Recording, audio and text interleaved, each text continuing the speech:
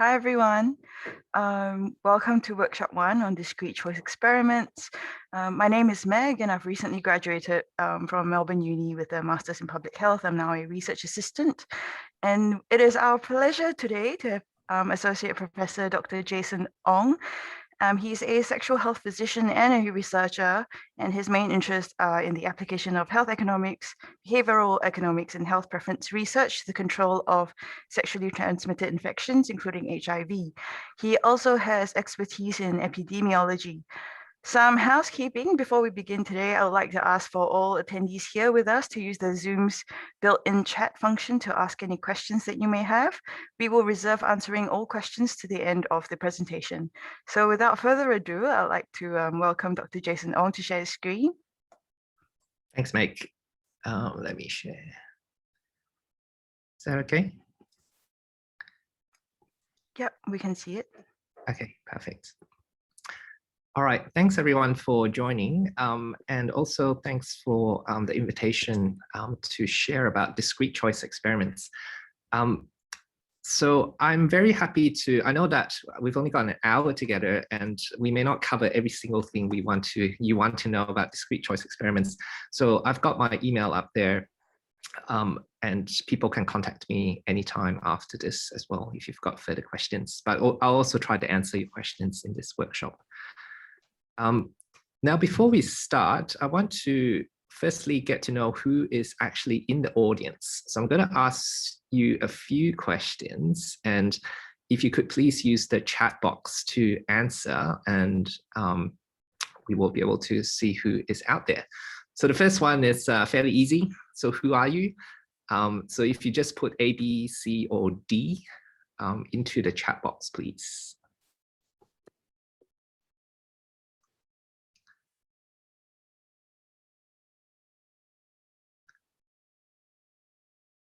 Great. So mainly students, researchers, there's a few, couple of clinicians. Okay, excellent. Well, I'm very glad to have you here. Next one. What is your experience with discrete choice experiments? So the options are A, B, C, or D. And again, please put in your experience.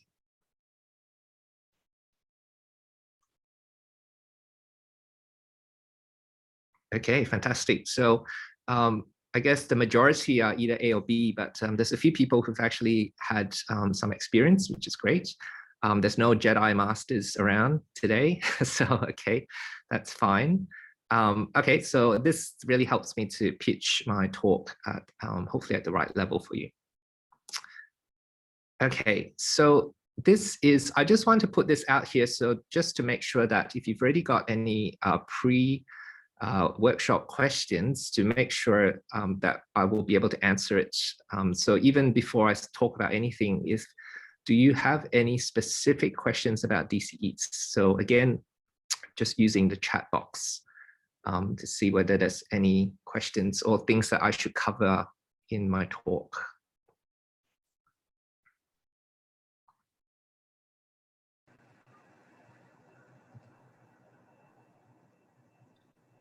I'll just give another 10, 15 seconds.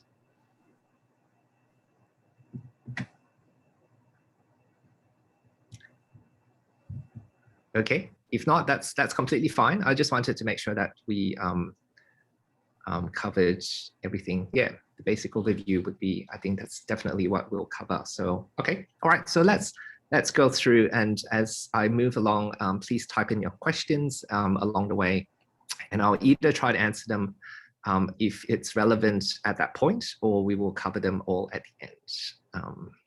Okay. So the outline of the talk today is around, firstly, what's the motivation behind DCEs, and what actually is a DCE. So for those who are fairly new, those who answered A to that experience question, we will talk about what a DCE actually is, and I will try to bring you through the process of actually conducting a DCE, so you have a feel of the various steps that's required. And then I'll end off by showing you some real world examples of a DCE.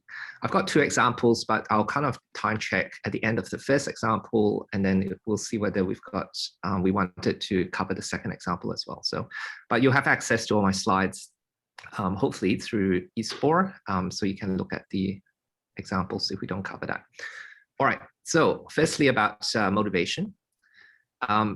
So we all know that this kind of one size fits all kind of models does not work for all people. It's kind of intuitive that everyone is inherently different. They have different values and preferences. So we want to try to capture some of that in our work. So the rise of this people-centered care, as you heard from the keynote before, it's very much in the forefront of a lot of people's minds. And it's in fact the gold standard of how we should be doing things, or how we should be developing our studies or even interventions. So there's these terms called precision public health, which is a bit like precision medicine, but at the public health level, so at the population level, where we are designing interventions to fit certain subpopulations' values and preferences. The other term that's been thrown around quite a lot is this term called differentiated service delivery. And if you just Google this word, you'll see that within the last 5 years, there's been a lot of interest in doing this. And I'll show you a little cartoon about what this is all about. But the definition I've just put in a dot point. So it's a responsive, client-centered approach that simplifies and adapts services to better serve individual needs and reduce unnecessary burdens on the health system. So basically, it's to put people in the center, but also to help improve health efficiencies. And the other one that I kind of like is this term called preference-sensitive care. So in other words, we are trying to incorporate the values and preferences of people, particularly the patient voice. And the work that I get involved in are the kind of marginalized populations. So it's very important to make sure that as we are creating studies or as we're creating interventions, that we want to hear their voice. So this is that little cartoon about differentiated service delivery. So we're putting the client in the very center, and we want to ask them like when, how often would you like to come in? Where would you actually like your care? What type of services would you like? And who actually delivers the service? And so what a DCE does is trying to systematically get at this values and preferences and measure these preferences. So we can't afford to do anything if we wanted to, but we just can't afford to do everything. So we know that our finances, our resources, time, personnel, and so on are all constrained. So we need to be able to prioritize. And this is where the value of DCEs is. And in order to prioritize, I guess, even at the patient level, people will make trade-offs. So if you can't have the very, very best or the thing that you want, what are you willing to trade off to be able to do something else? So the trade-off kind of human behavior is at the heart of what DCEs is all about. So another question for you guys, how do you value, or if you kind of buy into this premise that patient-centered care is valuable, how do you actually evaluate people's values and preferences? This is outside of discrete choice experiments. So if you could share in the chat box again some methods that you have used personally.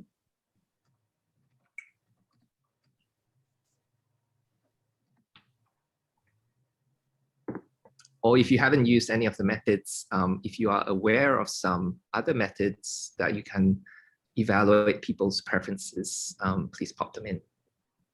Yep, so thanks, Stella. So continued evaluation. Yep, so DCEs, you can use Likert scales, definitely. So that's a nice way to rank people's preferences. Anything else?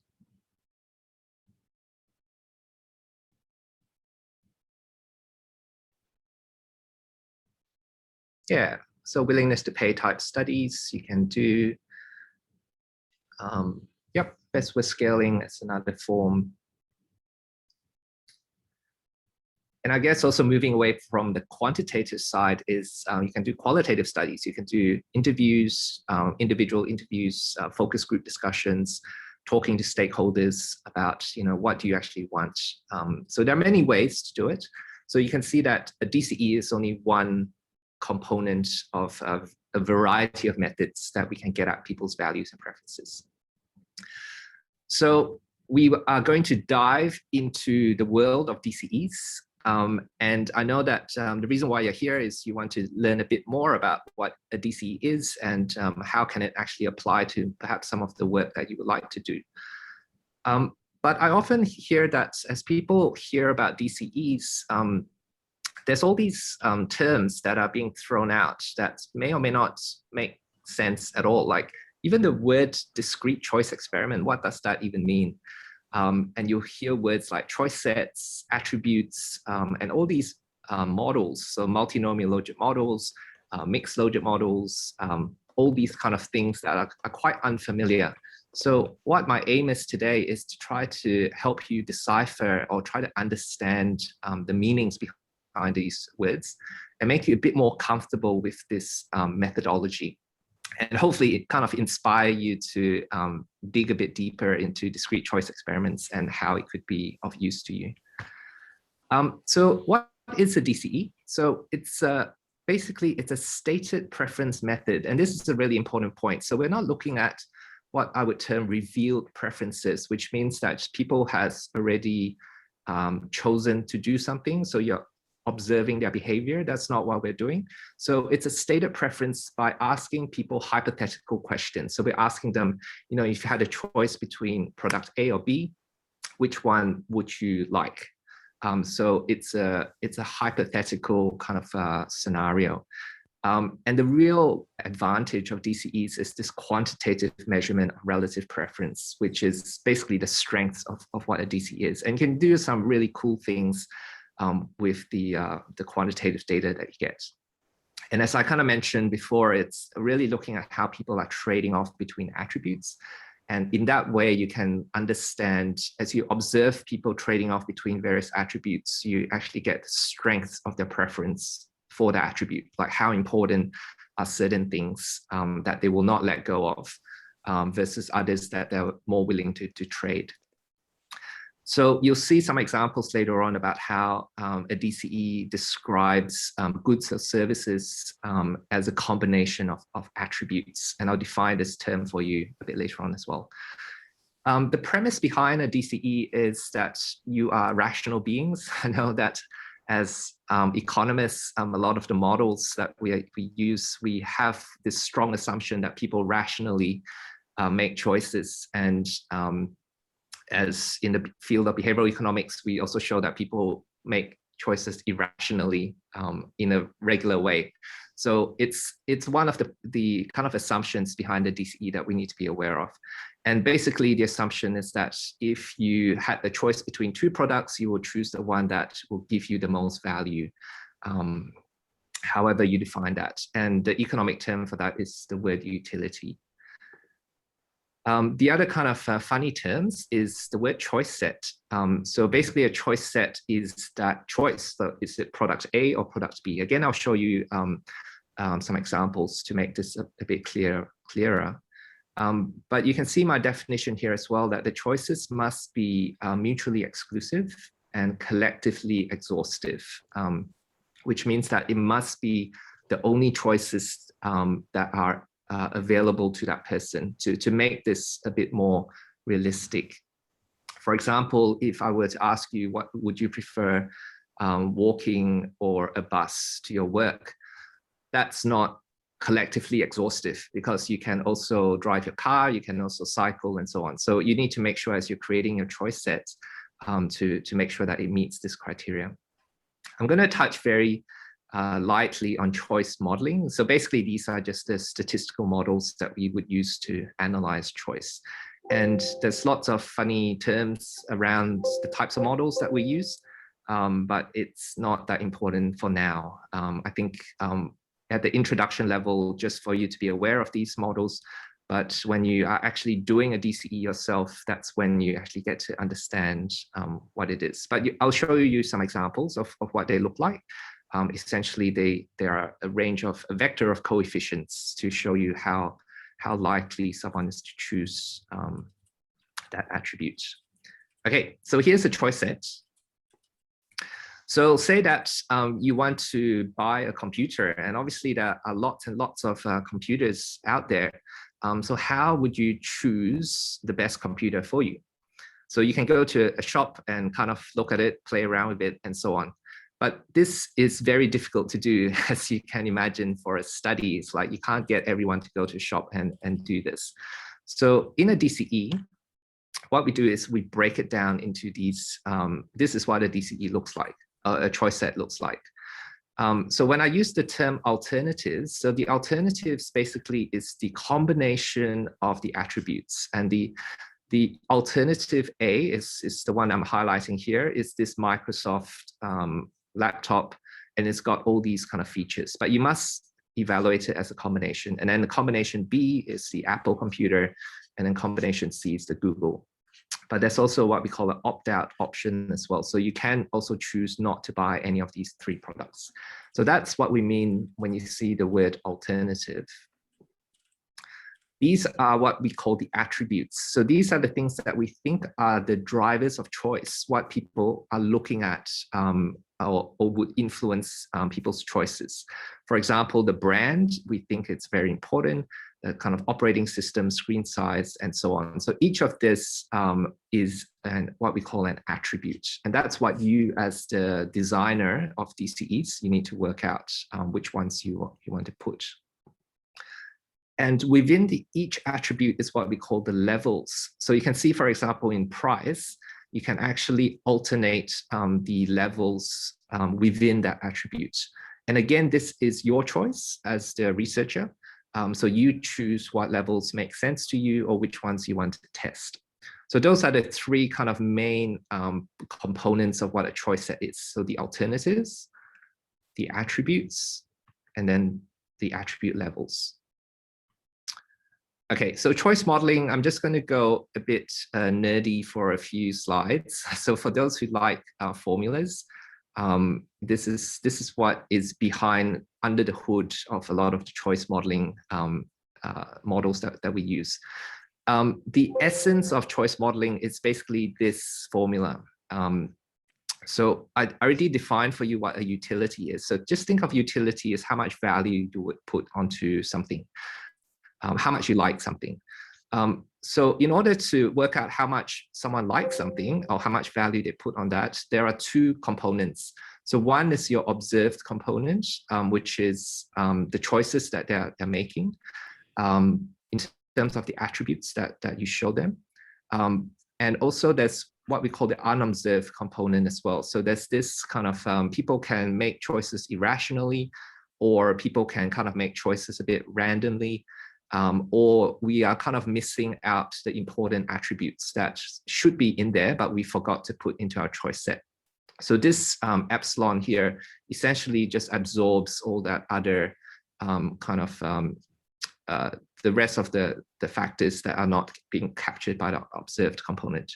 Now, if this doesn't make sense to anyone, or if you don't like this formula, that's fine. But it's just to show you what the mathematical modeling behind it is. So this is just an example of if we talk about if you want to choose between a car or a bus or a train. When we set up our statistical models, we have the observed part, which is what you are doing with your choice sets, and then this kind of the error component, or the epsilon, which you saw here, which we often just draw randomly from a distribution. And very simply, what you're trying to do is, if your utility for choice 1 is greater than your utility for choice 0, for example, let's just go back here. So if this formula here, whatever beta coefficients you built into here, plus this randomly selected error term, if this utility is much higher than the bus for this individual, then they will choose the first one. So they will choose to have the car. If it's less, then they will choose the alternative, which is the bus. It might seem very, very obvious what I'm showing to you right now, but basically this is the mathematics behind it. So let me unnerd a bit and go back into more, I guess, concepts for now. So, I mean, DCEs are used in many disciplines for quite a number of decades already, actually. So it's very, very well established in the transport industry. So they do a lot of DCEs in that area, as well as in the marketing as well. So in order to try to understand product uptake or how much people would prefer certain options, these two industries have been using DCEs quite a lot.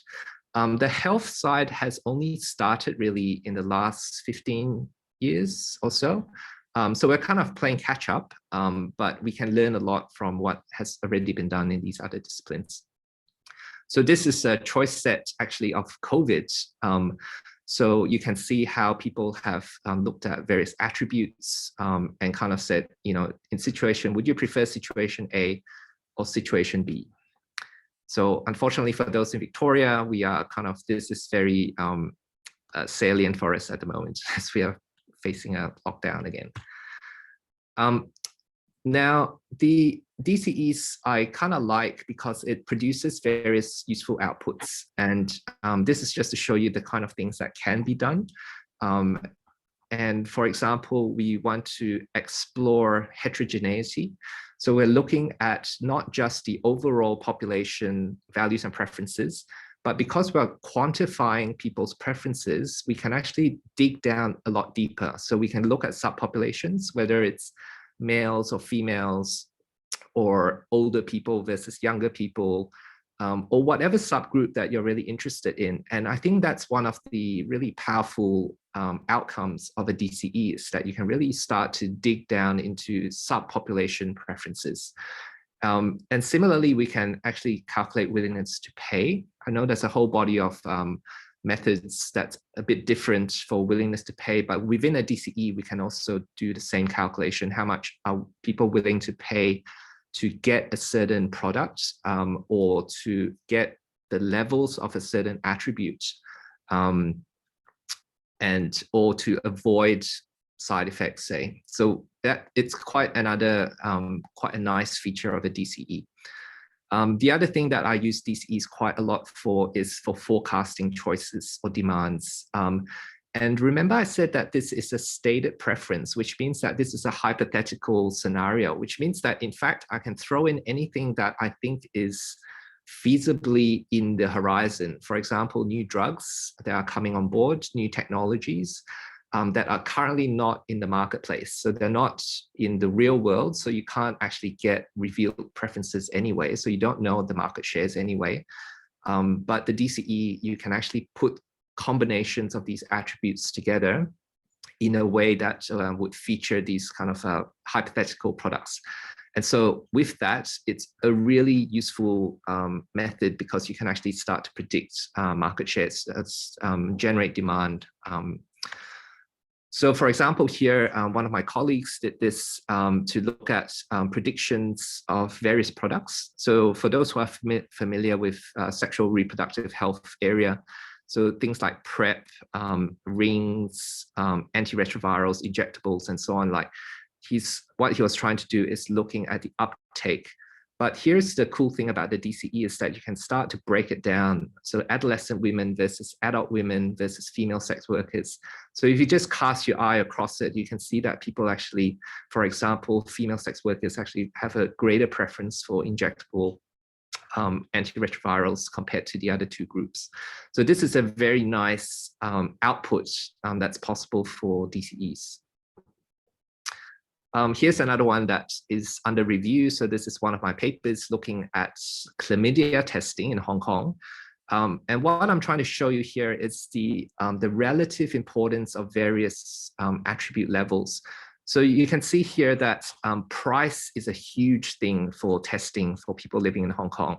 So even if there's a preference for all these other ones, these other attributes, actually they don't influence choices a lot. So I could spend a lot of time trying to get all these services for them, even like SMS reminders, WhatsApp, and so on.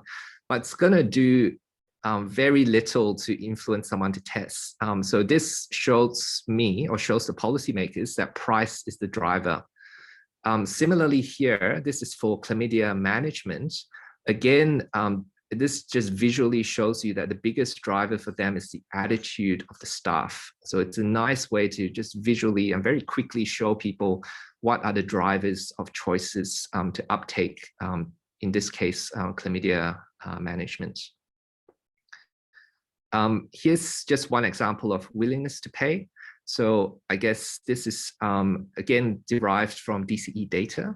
And what I'm demonstrating here is a nice feature of DCEs where you can do simulations. In other words, you can say that, you know, if I have this combination of attributes, what's the likely willingness to pay for that combination? But then because I've got everyone's preference levels at the quantitative level, I can actually change each attribute myself. So I can say that, you know, what if I presented the very best vaccines that people actually want? How much are people willing to pay for the gold standard that everyone wants?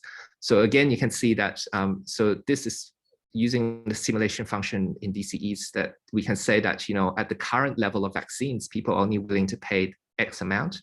But if you can give them these other features that they really have a high preference for, this is how much they're willing to pay as well. And that's another really cool feature of a DCE that you could also apply in your own research. But it's not all amazing. So there must be some limitations to this method as well. So the biggest limitation is this, what we call a hypothetical bias. So this is because, as I said, this is not revealed preferences. We're asking people hypothetical questions and say, you know, what would you like to do? And we know that asking someone's intention is very different from their actual behavior at the end. So we don't know whether that's that link. And we know that there's always a gap there. So this is one of the limitations that we need to be aware of. There are ways around it in terms of how we frame our questions and also providing enough information so that they understand what you're actually asking them. There has also been some questions around the external validity. And again, it's about, you know, you're asking people these hypothetical questions. What is the validity in the real world, and also across populations as well. But again, there are ways to try to look at it to make sure that you're choosing the right attributes and levels. And also people's choices might change over time as well. And the third thing is that, as I mentioned, there's this very big assumption that people are maximizing their utility. I mean, in most cases, this is actually very true, but reality is also very complicated. So in the heat of the moment, as you're about to buy the Apple versus the Windows computer, would something else kind of jump in that kind of short circuits your utility maximization? So could be suddenly a sale on, or something happens around you, like you see lots of people suddenly going for the Apple and you wonder, oh, why is everyone buying the Apple now, even though I really wanted the Windows one? So reality can be a lot more messier. So that's what we need to think about. And predicting how people will act is very difficult as well. So do DCEs actually generate uptake? So this is the question around the external validity. And I'm not going to go deeply into this, but again, this will be in the slides. So you can have a look at this paper, but essentially the message is that DCEs do a good job in predicting uptake. And there has been more and more work in this area just to gather the evidence, just to defend, I guess, the method of DCEs and how it can actually be used. So let's just recap. So as I said, this is a way to quantitatively estimate preferences for products, service characteristics. And we build these choice sets. So you've seen some examples of what the choice sets are.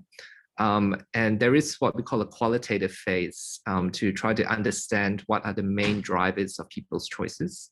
And we run these mainly as surveys. So, and we ask them a few consecutive questions around the choice sets. So typically between 6 to 9 choice sets are in the survey. So by asking them repeatedly, we start to observe their behaviors of how they are trading off between the various products. And yeah, so we were kind of forcing people to make trade-offs basically between the attributes. And I talked a bit about this already. So we are valuing the health states, or it can be used to value health states. So for those who are working with EQ5D or so on, that's been used quite frequently. And also looking at willingness to pay. So in terms of the definitions, so these are discrete choices that people have to make. So product A versus product B, or drug A versus drug B. I've demonstrated what the choice sets are. And within the choice sets, I've showed you that we need to define our alternatives, thinking about the attributes that you want to put in. These are surveys with multiple choice sets. And you can build, because you are running a survey, you can build in respondent characteristics. So looking at subpopulations that you want to be aware of. So in terms of the steps for conducting a DCE, so this reference is a really, really useful one. So this was produced by the World Health Organization, the World Bank, and others. But it's a really nice introduction into how to practically run a DCE. And they go into a lot of practical details. So this is for the novice. So if you're really interested in how actually someone does a DCE, I would highly recommend you to just Google this resource. Essentially, I'll just break it down of what I would typically do as I design a DCE. The first part is, and very important, and probably the most important part actually, is to define your attributes, because essentially that's what people are going to see. So I spend a lot of time at this stage doing a literature review, talking to stakeholders, doing interviews, focus groups, and so on, just to make sure that all the attributes that I'm picking are the correct ones. Once I'm happy with the attributes, then I build my choice sets. And there's this, I guess, step where we're actually building the experimental design. Again, this is something that will take, like, when you do DCE courses, it's like you spend a whole week thinking about all these steps. So I'm just giving you some introductory concepts of what we do. So in other words, we're just designing not just the attributes, but how is each choice set different from each other? So which combinations of attribute levels that we're going to put to present to each person. And that's what we call the experimental design. And then the survey part is standard for anything, any kind of research, just making sure that you're recruiting the right people to answer your questions. And then the final bit is the statistical models that we use, so for the analysis. So essentially, that's a DCE in a nutshell. That's how we would conduct a DCE. In the view of time, I may not do this because I was hoping that everyone has a chance to design your own choice sets, but you can also think about it in your own context. So you could do this yourself if you like a bit later on. But essentially, if you think about a research question that you're currently facing, if there is something that you can design to break it down into an attribute and level, that will help you to, I guess, consolidate the ideas of what we're doing with a DCE. So for example, here, I would say, the question is, which HIV testing service would you prefer?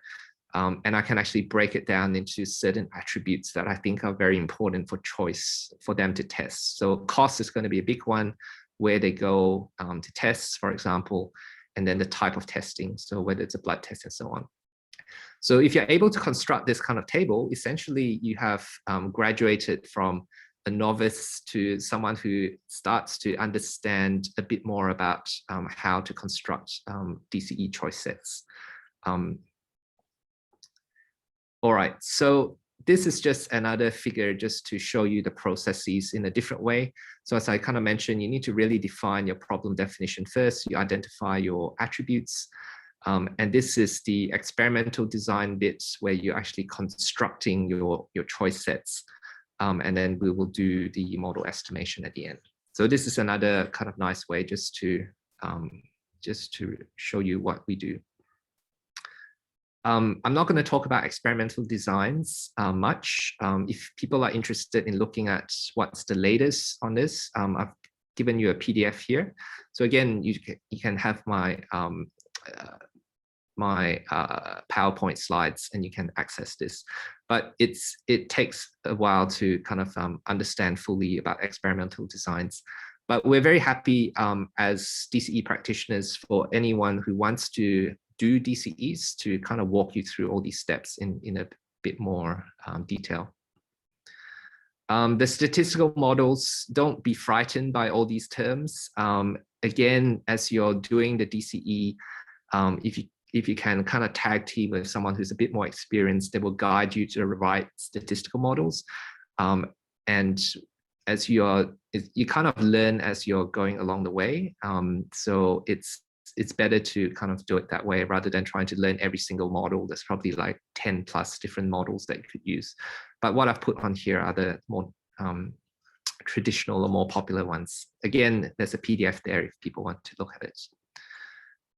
Okay, so I'm going to just very quickly go through a real world example, and then I'm going to pause and see whether you've got any questions for me. So this is a paper that's just been published a few weeks ago. So one of my papers, this is about designing a HIV test or self-testing services for young people in Nigeria. So I'm a sexual health physician, and that's why all my examples are related to HIV or sexual health. So the motivation behind this study is that a lot of HIV happens amongst young people, and the majority of them actually are in sub-Saharan Africa, and therefore the context Nigeria. So what we want to do is we want to look at the Nigerian youth's preferences as it relates to HIV testing and specifically to self-testing as well. So the method we used was a DCE. So we had 2 DCEs actually within the survey. So one was just in terms of the general HIV testing itself, and these are all the various attributes which you can see along the line here.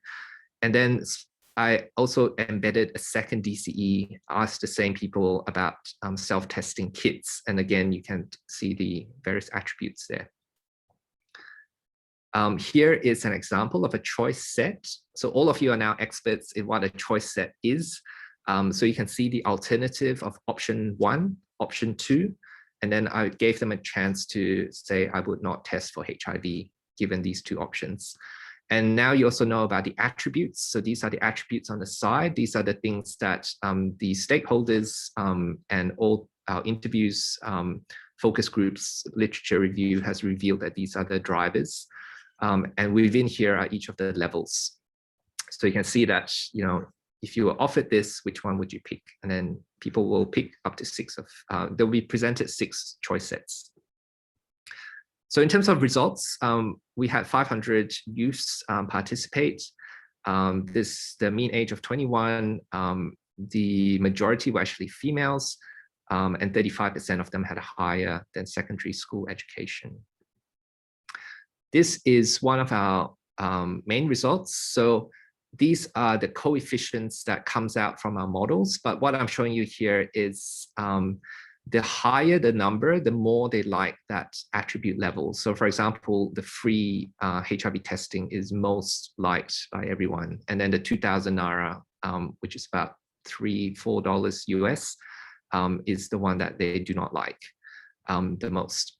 But you can also see one of the outputs of DCE is that the biggest range, the attribute with the biggest range is the one that is the most influential. So here again, cost is the most influential, whereas these other ones are less influential in their decision to test. So whether they see a doctor, nurse, or volunteer, that does not influence their choice as much as the cost. And similarly here, you can see this is for HIV self-testing.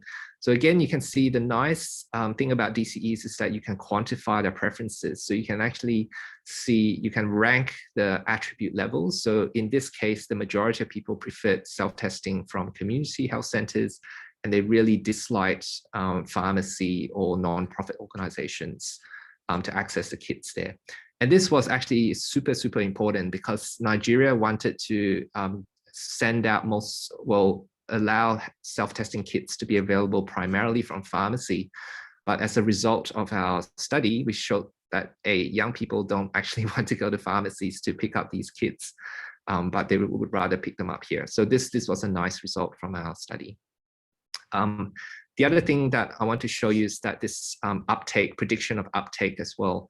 So you can see at the bottom at status quo, probably 88% of the study population that we had would choose to test. But if you had the worst combination, it would drop down to 69%.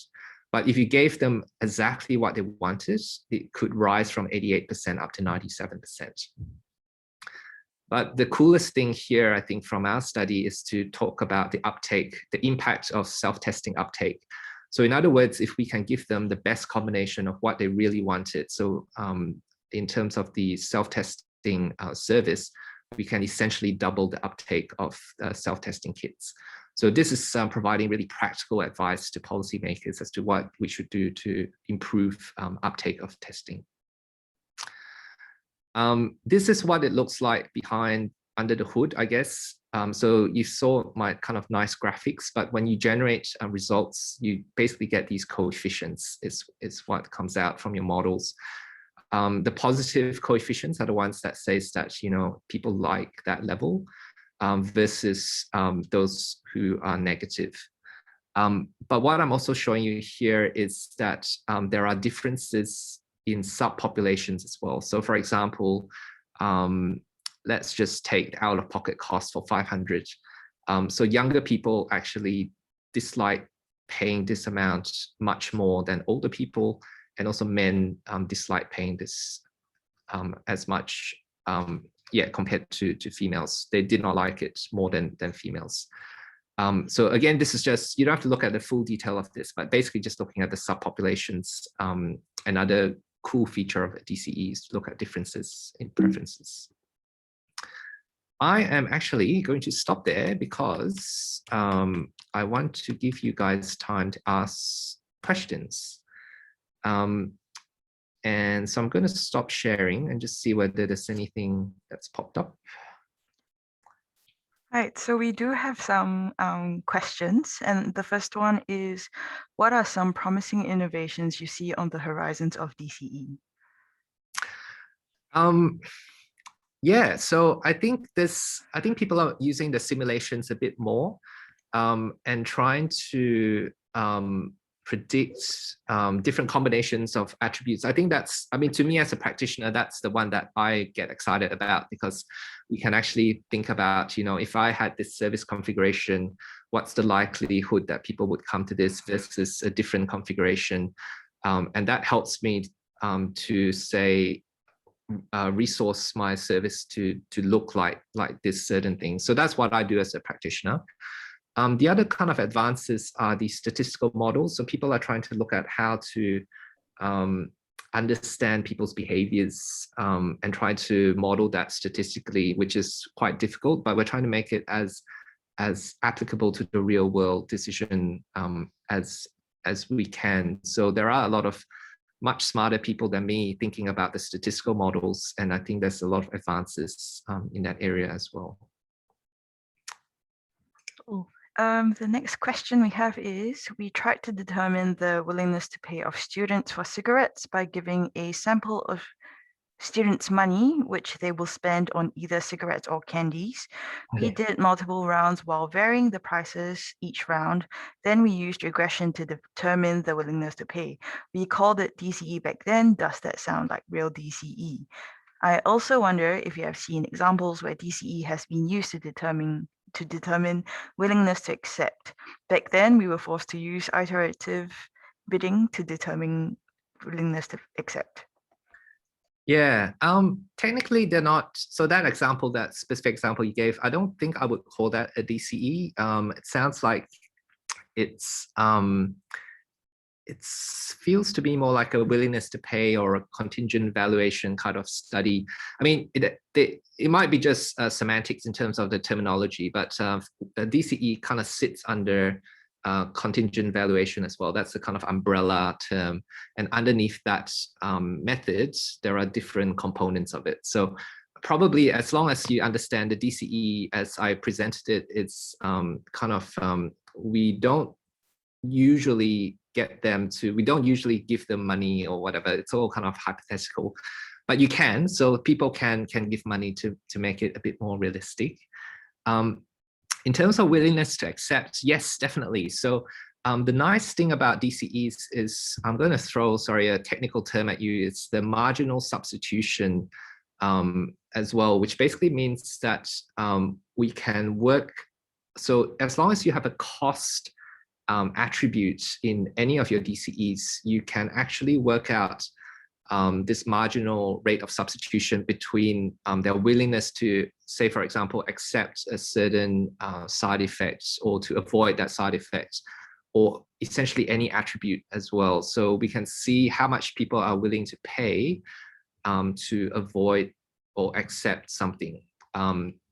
So I don't know whether I'm explaining it myself very well, but yeah, so if that's not very clear, please write to me. But essentially, even if you just Google DCE willingness to accept, you'll see some examples of how we actually use it.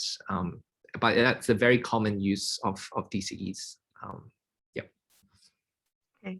The next question is, given the importance of DCEs in slicing preferences in health economics, what is the uptake of DCE studies in HTA over the years, especially for MSEC and PBAC?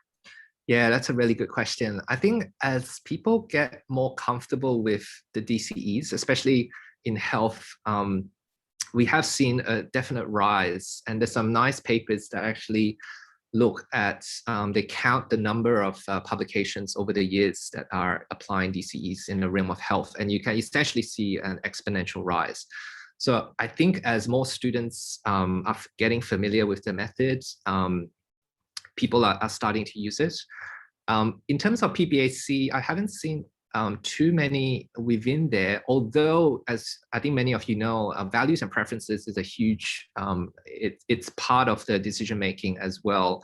And I think increasingly people are wanting to quantify this measure. And this is where DCEs really come to the fore, rather than, I interviewed 20 people or stakeholders, this is their values and preferences. You can actually, within that subsection of evidence that you're proposing to the PBAC, you can actually say, I did a DCE, I interviewed 1,000 people, and these are the results that I have. And it's a bit more generalizable. There's a bit more, I guess, meat behind that kind of evidence. So definitely, I think as decision makers get a bit more comfortable with this method, in the health industry, I'm saying, then yeah, I think you'll see more and more of this being applied. In Australia, there are no out-of-pocket costs for health services in the public sector. So what is the best way to frame willingness to pay questions in the DCE surveys? Yeah, that's a good point. So I guess, yeah, for the privileged few that do have, the privileged majority that do have Medicare, you're absolutely right that there's no cost to them. In general, I would still ask people about the costs, and it's about this marginal rate of substitution as well, because if we're thinking about some super service that's not currently available in the Medicare, even for Medicare people, adding a cost actually gives me that statistic of how much people are willing to pay in order to get this extra attribute or this extra level. So even within this kind of environment where a lot of healthcare costs are potentially free, putting in a cost attribute, I always tell my students or anyone doing DCEs, try to put in a cost attribute, because it's really nice to generate these willingness to pay kind of outputs. The other way you can actually, rather than putting the willingness to pay in your DCE, you can actually outright ask them, like, how much are you willing to pay for X service or drug or whatever. And that in itself, I sometimes use that in parallel with the DCEs, because there's a whole body of evidence of how you calculate willingness to pay. So you can actually use those methods inside your DCE survey, as in not in your choice set, but as part of your survey that contains the DCE, just to kind of check against each other. How can DCE be used for defining the country-specific willingness to pay to better inform the ISA cutoffs in HTA? Yeah, that's a good point. So there's actually quite a number of levels to that. So I guess one is the thresholds for ICEs that we often use. Unfortunately, they're not really determined by population values and preferences, but rather by, I don't know, sometimes the governments just arbitrarily have some threshold.